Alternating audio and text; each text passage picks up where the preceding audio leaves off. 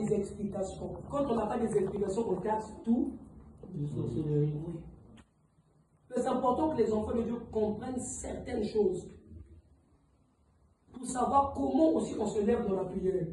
Parce que la prière est une guerre et il n'y a pas de guerre sans stratégie. Nous, on prie en désordre.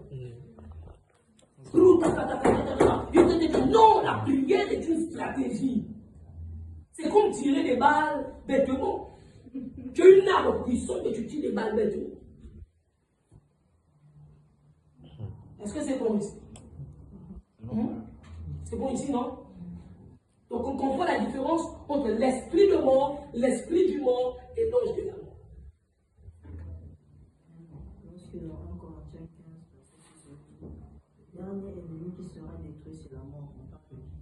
Voilà. On parle de l'ennemi, de la mort comme ennemi, pourquoi?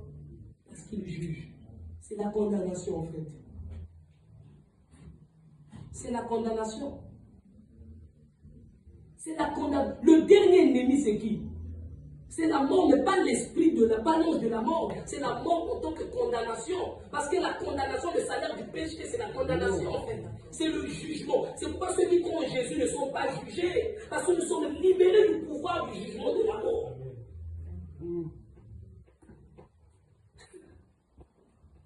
Je sens même l'atmosphère, comment vous allez s'assurer? Il y a un point que vous n'avez pas soulevé concernant dans l'Ancien Testament. Vous avez dit que si l'Esprit de Dieu, c'est le Saint-Esprit, s'il était dans l'Ancien Testament. Où était-il? C'était ça, non? Oui, j'avais eu fait. Non, est-ce que c'est bon là? Donc il faut connaître sur les Écritures. Si vous voyez qu'il y a d'une façon là, il n'y a pas les Écritures. D'habitude, le dernier ennemi. Pourquoi le dernier ennemi? Parce qu'il est le premier entré. Et puisqu'il est le premier entré par Adam, il doit être le dernier sorti.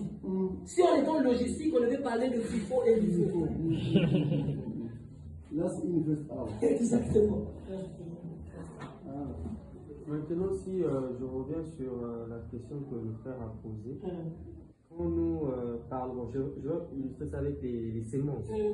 Maintenant, sachant que le diable, en utilisant l'esprit voilà, il sait qu'il ne peut pas nous détruire parce qu'on a déjà une sémence, c'est incorruptible.